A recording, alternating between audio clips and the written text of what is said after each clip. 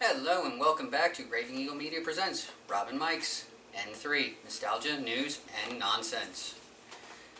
Here we're going to discuss our take on the original trilogy versus the prequels. If you don't know what we're talking about, you probably should just not be watching Star Wars. You should really just stop and go watch 10 hours of Star Wars and come back and let us know what you think, because I don't know anybody that hasn't seen any of them. So if you haven't seen them, go watch them real quick, come back and then make fun of us, because I don't know anybody in the history of my life that hasn't seen at least a couple of Star Wars movies.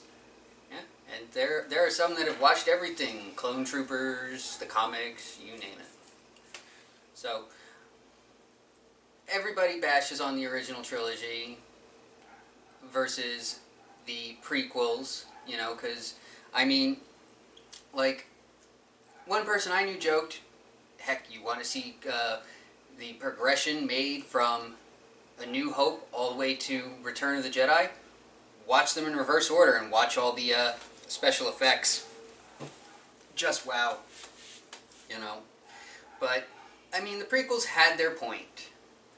Was the writing for Anakin great? No. Should everybody blame Hayden Christensen? No. Yeah.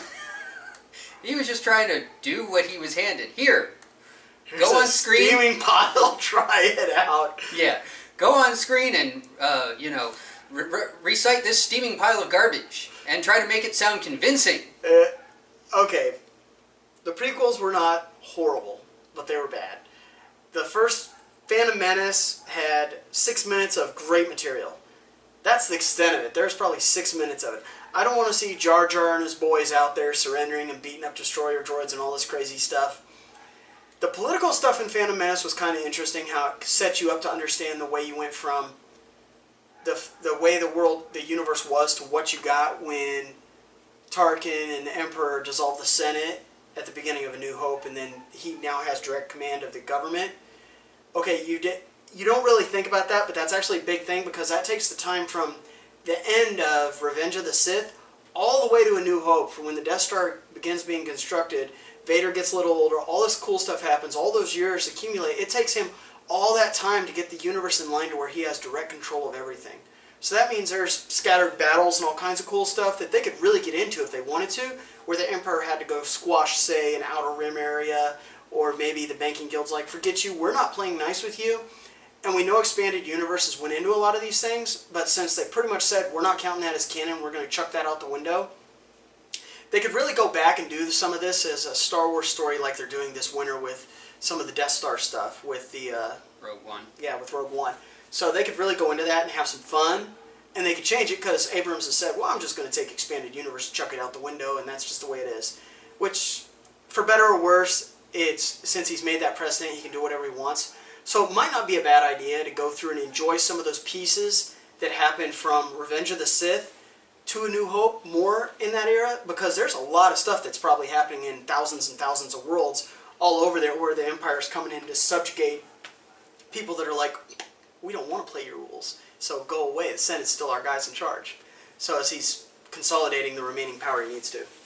You know, and there's still so many things that can be done. I mean, look at everything from all the Knights of the Old Republic stuff, the online game that leads up to A New Hope, into the prequels. Also, one of my favorite fan theories, absolutely, and he hates it, he hates me for it, Darth Jar Jar. I pretty much hate him come on, like somebody pointed out, every time he's talking, his hands are moving, just like Obi-Wan. These are not the droids you're looking for.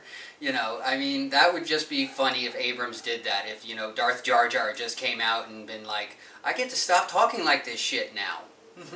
You know, either way, he's retarded, because if you're comparing Alec Guinness or Ewan McGregor, two of the biggest stud muffins in the history of Star Wars, minus, you know, Samuel L. Jackson's cooler, but those are both pretty sweet people, and you're comparing Jar Jar Binks to those two, I really should just take him out and drive over him with my truck. I mean, this is just retardedness at its greatest. Was the prequel trilogy bad? Yes. But it's still Star Wars, so you're getting canon mixed in. Phantom Menace was crap. I mean, there's very little to really enjoy besides the political and some of the ending little bits and pieces to set up the future movies. Darth Maul was cool, so what are we going to do? Let's chop him in half. That was, yeah, that was so sad. He gets a few minutes on the screen in Phantom Menace, and then his crowning moment is a complete, utter garbage miss, and he gets chopped in half. And it's like, wait, what? Yeah, you use Ray Park, the coolest guy in the history of mankind, and then you knock him off so he doesn't get to be in Star Wars anymore for a while. Come on, he's I mean all the crazy bouncing around and coolness, and then you're like, okay, he's dead. Moving on. Go to Attack of the Crap. Well, there you have it, ladies and gentlemen. That's our opinion.